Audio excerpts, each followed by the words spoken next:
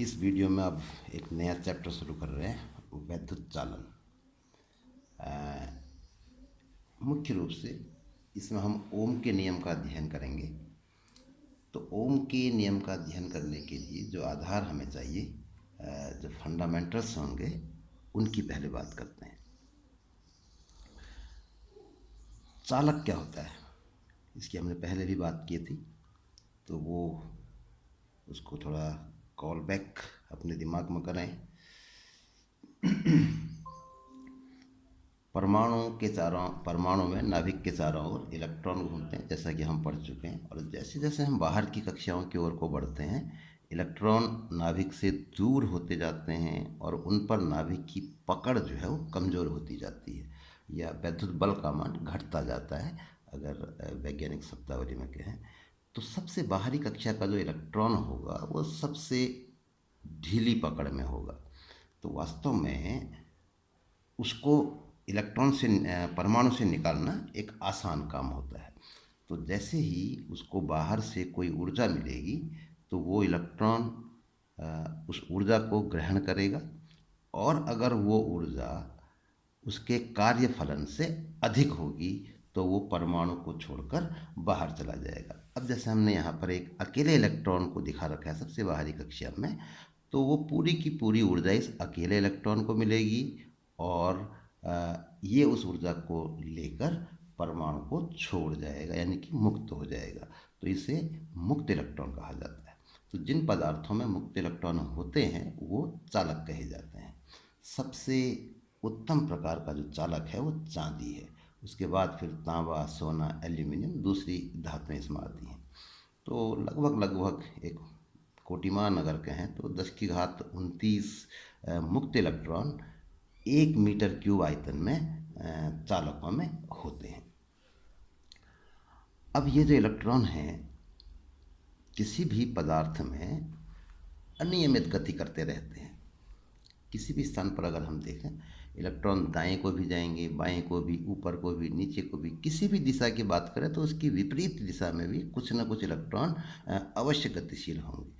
तो इस प्रकार से किसी स्थान पर इलेक्ट्रॉनों का जो नेट विस्थापन है वो शून्य होता है, या इसको अगर हम वेग के पदों में कहें तो सभी इलेक्ट्रॉनों का जो ऊष्मीय वेग है, सभी इलेक्ट्रॉनों का औसत ऊष्मीय वेग, ये जो अनियमित गति है उसको ऊष्मीय वेग कहा गया है, तो वो शून्य होता है। तो इसको मैथमेटिकल टर्म्स में अगर कहें, इलेक्ट्रॉन 1 2 3 4 इस तरह से n हैं, तो उनके ऊष्मीय वेग u1 u2 u3 इस तरीके से, तो इनका औसत मान जो है वो शून्य होता है। अब अगर हम किसी चालक को एक बैटरी के द्वारा उसके सिरों के बीच विभवांतर स्थापित कर दें, तो चालक के भीतर एक वैद्युत क्षेत्र उत्पन्न हो जाता है। अब जैसा हम जानते हैं, आवेशित कण पर वैद्युत क्षेत्र में एक बल लगता है, धन आवेश पर वैद्युत क्षेत्र की दिशा में लगता है, और ऋण आवेश पर वैद्युत क्षेत्र की विपरीत दिशा में लगता है। तो यहाँ पे जो हम चालन की बात कर रहे हैं, इलेक्ट्रॉन का इसमें रोल है। तो इलेक्ट्रॉन पर बल कहाँ को लगेगा? वैद्युत क्षेत्र की विपरीत दिशा में लगेगा। तो इस बल के कारण इलेक्ट्रॉन का अब एक नेट विस्थापन होगा।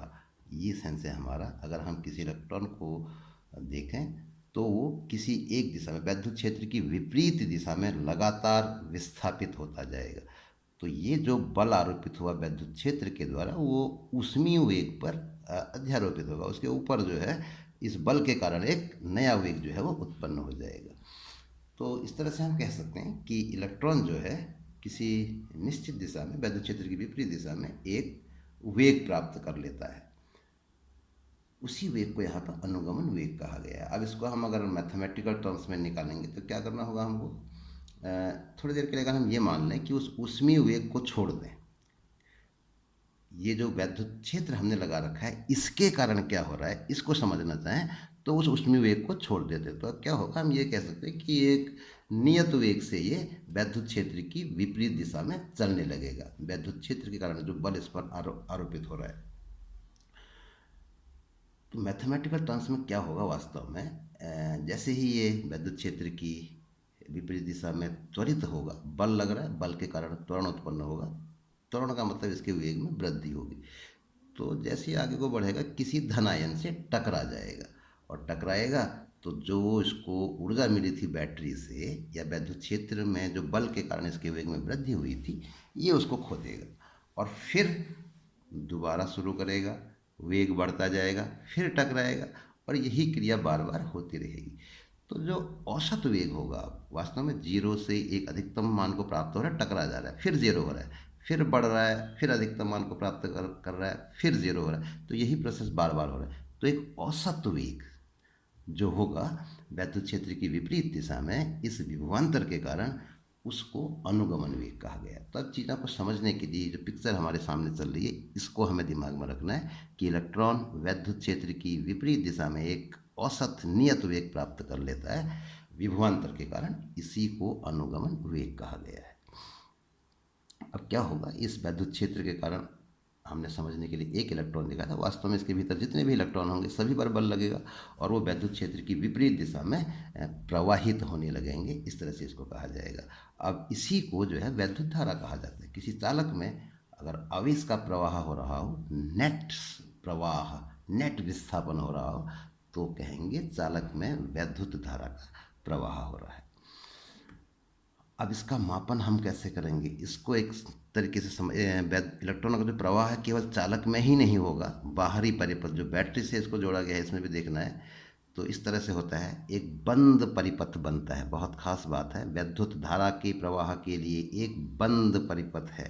तो चालक के भीतर और चालक के बाहर भी इलेक्ट्रॉनों का प्रवाह बना रहता है। तो ये बैटरी के ऋण टर्मिनल से बाहर को निकलते हैं इलेक्ट्रॉन और धन टर्मिनल पर प्रवेश करते हैं। तो इसकी जो माप होगी अब वैद्युत धारा की, वो कैसे होगी, क्या करते हैं, इलेक्ट्रॉनों के प्रवाह के लंबवत दिशा में एक तल की कल्पना करते हैं ये।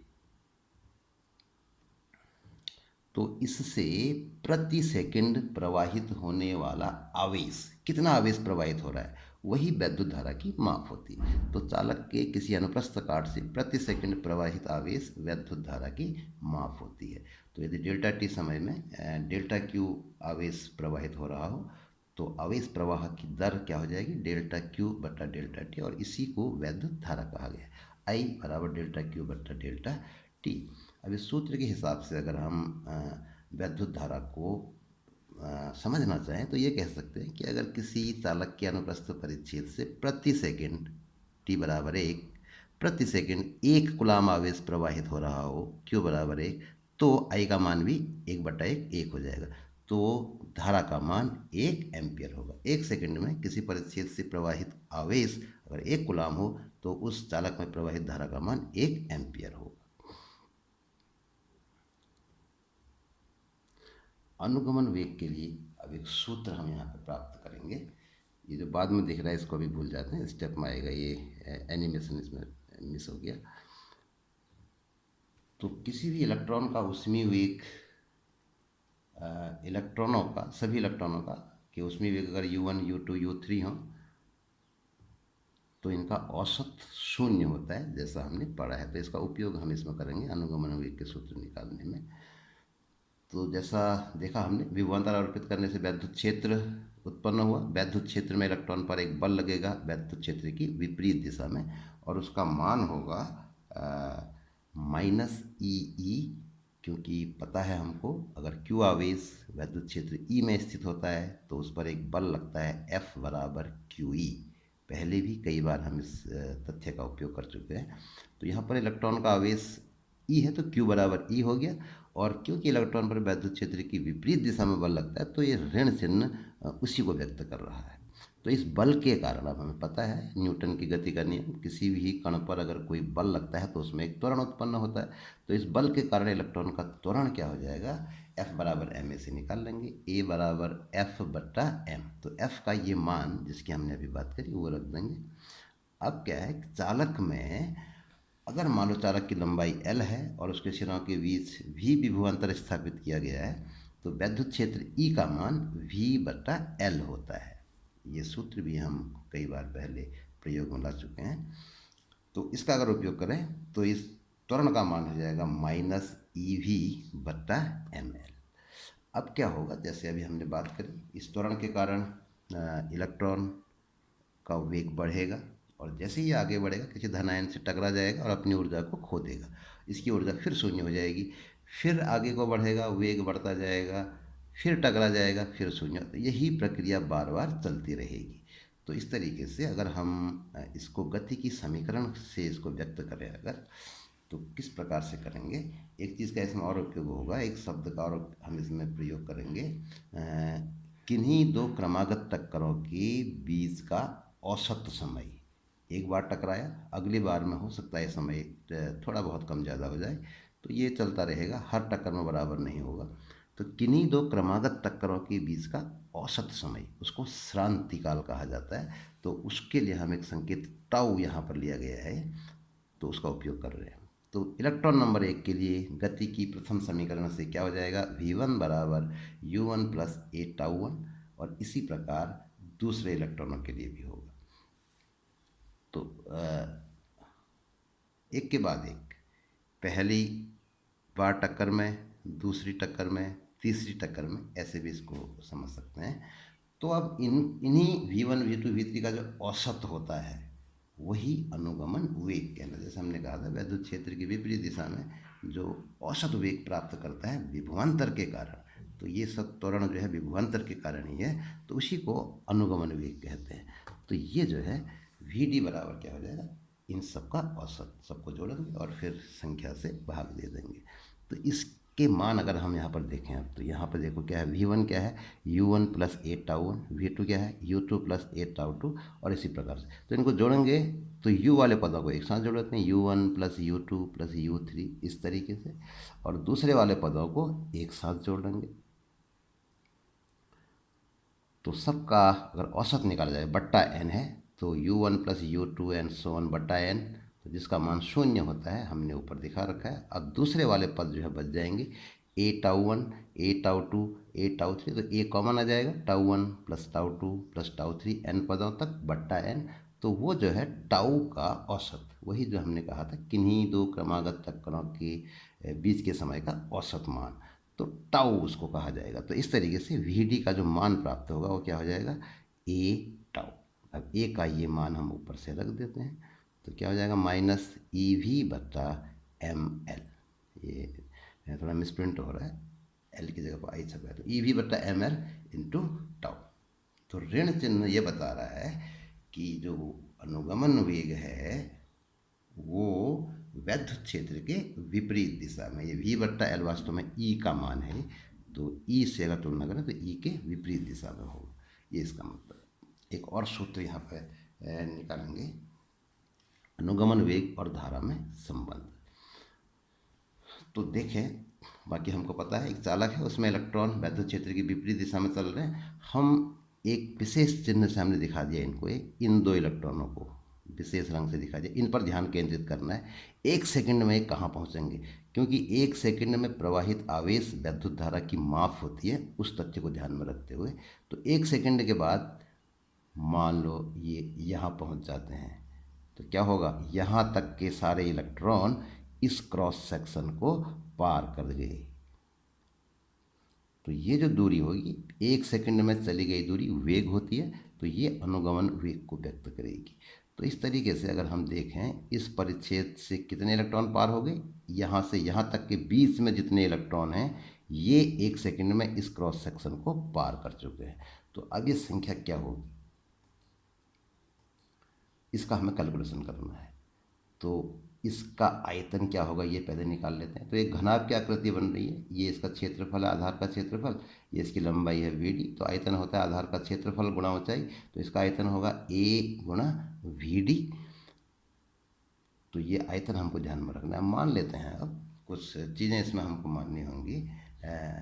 चालक के अनुप्रस्थ काट का क्षेत्रफल a हो गया, और चालक के एकांक आयतन में मुक्त इलेक्ट्रॉनों की संख्या मान लो n है, और इलेक्ट्रॉनों का अनुगमन वेग जो है वो vd है। तो जो लॉजिक अभी हमने देखा, इसके हिसाब से अगर देखें, किसी क्रॉस सेक्शन से प्रति सेकंड गुजरने वाले इलेक्ट्रॉनों की संख्या क्या होगी, ये संख्या है, इस आयतन में जितने इलेक्ट्रॉन है वो संख्या है। तो इसका आयतन हो गया a गुणा vd, और एकांक आयतन में इलेक्ट्रॉनों की संख्या n यहाँ पर दी हुई है, तो इतने आयतन में क्या हो जाएगी, ये आयतन n से गुणा हो जाएगा, यानी कि a vd और n का गुणा हो जाएगा, तो n a vd। ये इलेक्ट्रॉनों की संख्या है। तो अब इतने इलेक्ट्रॉनों पर आवेश क्या हो जाएगा, एक इलेक्ट्रॉन के आवेश से इसको गुणा कर देंगे। तो इस तरीके से चालक की किसी अनुप्रस्थ काट से प्रति सेकंड गुजरने वाला आवेश Q बराबर क्या हो जाएगा, NeAVT। अब क्योंकि यही वैद्युत धारा की परिभाषा है, प्रति सेकंड प्रवाहित आवेश, किसी परिच्छेद से प्रति सेकंड प्रवाहित आवेश को वैद्युत धारा कहते हैं। तो इसका अर्थ हुआ कि ये जो है वैद्युत धारा I का मान होगा। तो इस तरीके से I बराबर NeAVT हमको प्राप्त हो जाएगा। तो यही धारा और अनुगमन वेग में एक संबंध हमको प्राप्त हो जाता है, I बराबर NeAVT। इस वीडियो में इतना ही।